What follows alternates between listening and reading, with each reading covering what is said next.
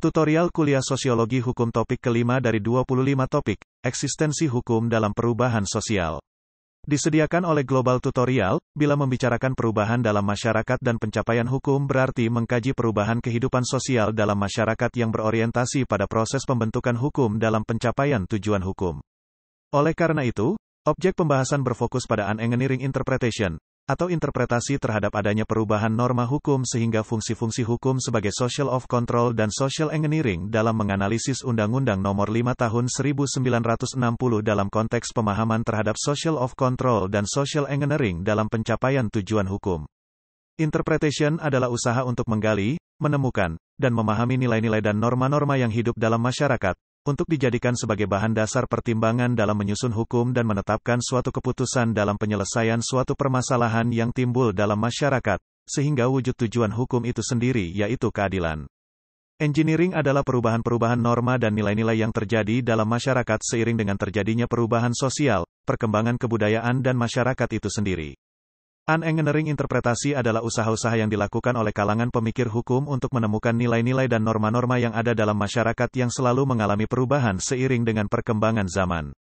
Seiring dengan perubahan hukum dan kebudayaan yang bagai dua sisi mata uang yang tidak dapat dipisahkan antara satu dengan yang lainnya, maka fungsi dan keberadaan hukum itu akan dapat dilihat dari tiga sudut pandang yakni, 1.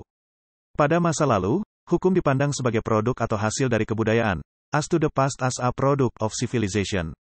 2. Masa sekarang, hukum dipandang sebagai pemeliharaan kebudayaan, as to the means of mainlining civilization. 3. Masa yang akan datang, hukum dipandang sebagai alat untuk memperkaya kebudayaan, as to the future as a means of furthering civilization. Ketiga sudut pandang di atas, terlihat bahwa aturan hukum, legal order, yang terbentuk dari nilai-nilai dan norma-norma yang hidup dan berkembang di tengah-tengah masyarakat, mempunyai tugas atau fungsi ganda, yaitu di satu pihak untuk menjaga nilai-nilai yang sudah ada dan berkembang dalam masyarakat dan di lain pihak untuk membentuk kebudayaan baru dan mengembangkan hak-hak manusia. Tantangan INTERN Sosiologi Hukum. Dalam pandangan para sosiolog barat, basis intelektual sosiologi hukum diletakkan pada hukum alam. Hal itu terjadi karena teori tersebut dapat diibaratkan menjadi jangkar dari hukum modern yang semakin menjadi bangunan yang artifisial dan teknologis. Teori hukum alam selalu menuntun kembali sekalian wacana dan institusi hukum kepada basisnya yang asli yaitu dunia, manusia dan masyarakat. Dia lebih memilih melakukan pencarian keadilan secara otentik daripada terlibat ke dalam wacana hukum positif yang berkonsentrasi kepada bentuk, prosedur serta proses formal dari hukum. Kebenaran hukum tidak dapat dimonopoli atas nama otoritas para pembuatnya, seperti pada aliran positivisme, melainkan kepada asalnya yang otentik. Kapanpun hukum tetap dilihat sebagai asosiasi manusia yang asli, bukan yang lain. Asosiasi yang otentik itu tidak dapat mati, melainkan akan selalu mengikuti perkembangan dan perubahan hukum sehingga hukum akan tetap memiliki dimensi-dimensi manusia dan masyarakat. Niklas Luhmann, sebagaimana dikutip dalam Sacipto Raharjo, menyatakan, "In the thought of natural law, life together in human society appeared to portray not just an abstract normative law from with arbitrary content, norm simply the functional indispensability of norm, had also norms with a determinate content with like claim seemingly origin and truth." Dalam pikiran seperti itu, maka perkembangan hukum pada hakikat adalah menarik dan mengkonkretkan substansi hukum alam ke dalam hukum positif. La merupakan sekularisasi hukum alam dan menjadikan hukum alam hadir secara temporer dalam masyarakat. Dikatakan pula oleh Niklas Luhmann dalam Raharjo, 2002, bahwa evolutionary thought offers the possibility of relativization, secularization and temporalization of natural law. Hukum alam itu boleh diibaratkan ruh yang sulit menemukan pemadanan dalam hukum. Seperti dikatakan oleh Wolfgang Friedman, the history of natural law is a tale of the search of mankind for absolute justice and its failure.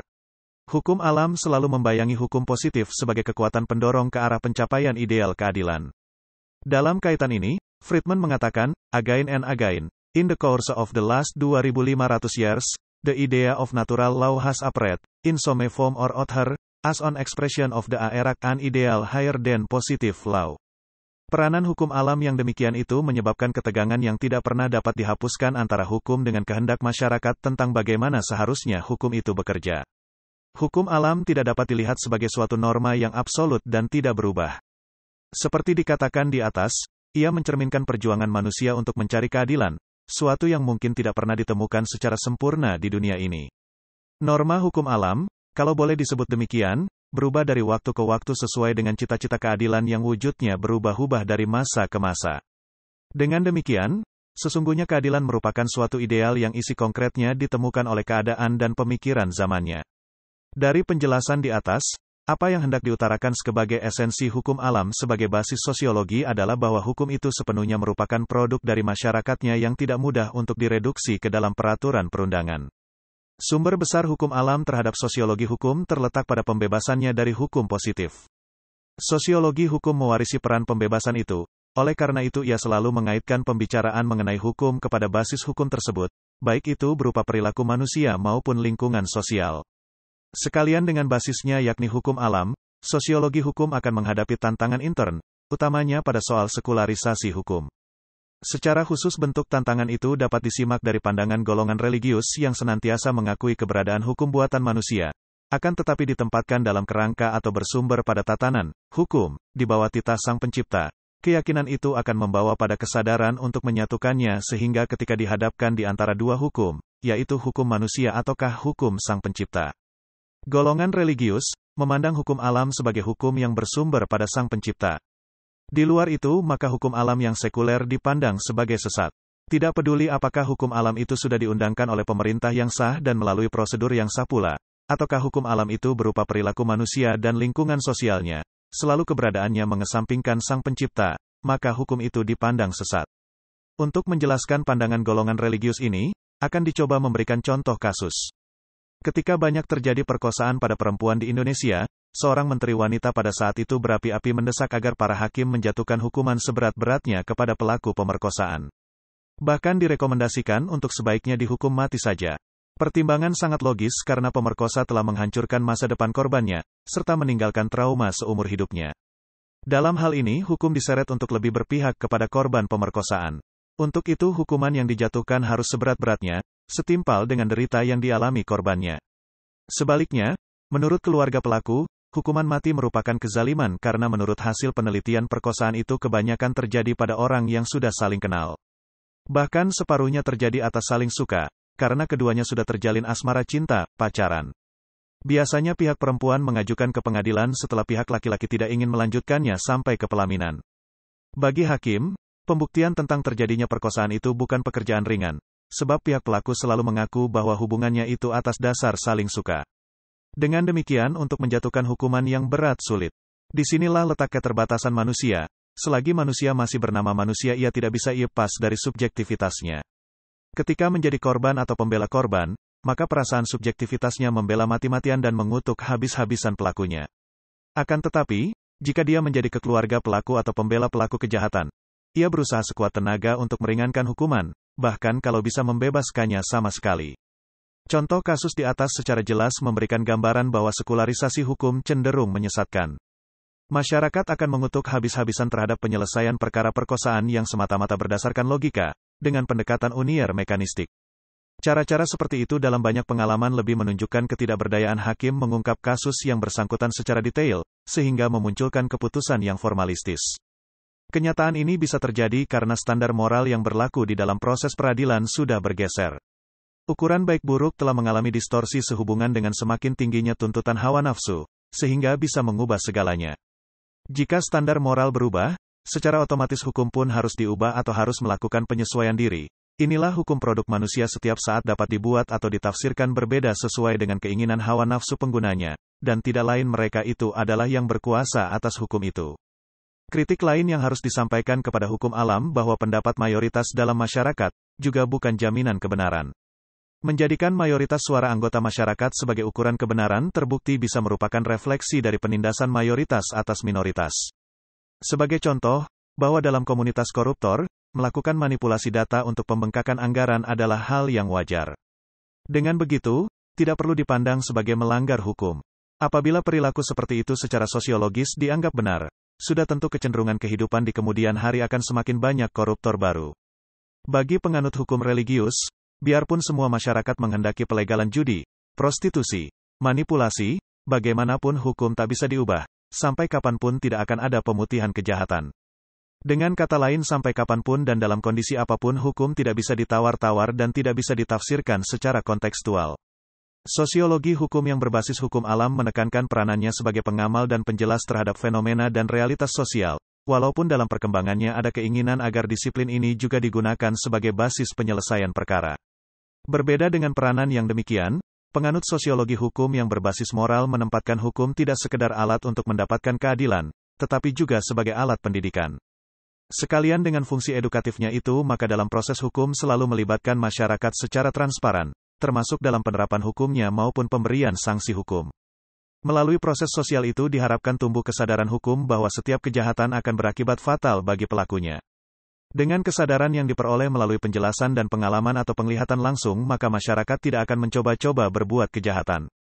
Dari uraian di atas, secara singkat ingin ditegaskan bahwa pembicaraan hukum yang berbasis pada hukum positif telah diupayakan pembebasannya oleh sosiologi hukum yang berbasis hukum alam, yaitu dengan memfokuskan perhatiannya pada perilaku manusia dan lingkungan sosial. Keterbatasan sosiologi hukum yang demikian itu berhubungan dengan sifat dan hakikal manusia itu sendiri, yang dalam dirinya melekat hawa nafsu. Pada saat hawa nafsu ini menguasai dirinya sehingga moralitas tersampingkan, maka sosiologi hukum pun akan terseret pada kehendak hawa nafsu tersebut sehingga tersesat dari kebenaran yang hakiki. Oleh sebab itu, dimensi moralitas harus dijadikan sebagai basis dalam sosiologi hukum melengkapi basis hukum alam yang telah ada sebelumnya. Rangkuman. Pendekatan sosiologi hukum konteks sosial. Pendekatan ini lebih melihat hukum sebagai bangunan sosial, social institution, yang tidak terlepas dari bangunan sosial lainnya. Hukum tidak dipahami sebagai teks dalam undang-undang atau peraturan tertulis, tetapi sebagai kenyataan sosial yang menafas dalam kehidupan. Hukum tidak dipahami secara tekstual normatif, tetapi secara konstektual. Sosiologi hukum sebagai ilmu terapan menjadikan sosiologi sebagai subjek seperti fungsi sosiologi dalam penerapan hukum, pembangunan hukum, pembaharuan hukum, perubahan masyarakat dan perubahan hukum, dampak dan efektivitas hukum, kultur hukum. Tingkat kesadaran hukum masyarakat dapat dilihat berdasar beberapa motif sebagai berikut. 1. Kesadaran hukum disebabkan karena takut terhadap konsekuensi hukum. 2. Kesadaran hukum karena takut akan hubungan sosial dengan orang lain akan menjadi renggang. 3. Kesadaran hukum karena betul-betul memahami tujuan, fungsi, dan manfaat dari hukum tersebut. Sebagai upaya menuju pemahaman hukum secara holistik dan visioner, kiranya diperlukan adanya pergeseran paradigma shift, ketika kedua pendekatan tersebut dapat digunakan secara sinergis dan komplementer. Artinya, pendekatan terhadap hukum tidak hanya mengambil salah satu, tetapi harus mengambil keduanya secara utuh sehingga akan dapat dilakukan analisis secara holistik dan komprehensif.